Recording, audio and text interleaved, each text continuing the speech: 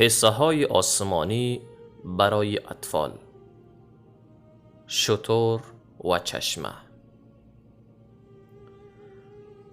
صالح علیه السلام پیامبری خدا بود. او مردم را به سوی خدا دعوت می کرد.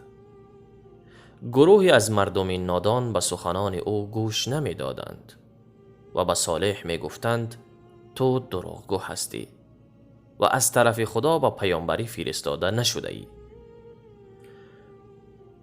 حضرت صالح به آنان می گفت ای مردم، از خدا بترسید و کارهای نیک انجام بدهید.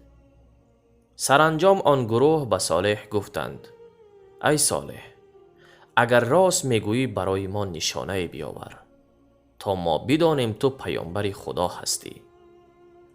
صالح از سوی خدا برای آنها نشانه ای آورد. صالح به قوم خود گفت این شتر از سوی خدا آمده است، پس به آن آسیب نرسانید که خداوند شما را مورد عذاب خود قرار می دهد و شما را نابود می کند. حضرت صالح علیه السلام گفت ای مردم، یک روز این شتر از چشمه آب می نوشد و روز دیگر شما از آب چشمه استفاده کنید. ولی مردمان نادان نوبت را رعایت نکردند و تصمیم گرفتند که شتر را بکشند.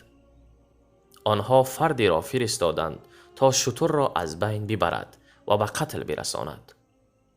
خداوند بر آنان خشم گرفت و همگی آنها را نابود کرد و صالح و یاران خوبش را نجات داد.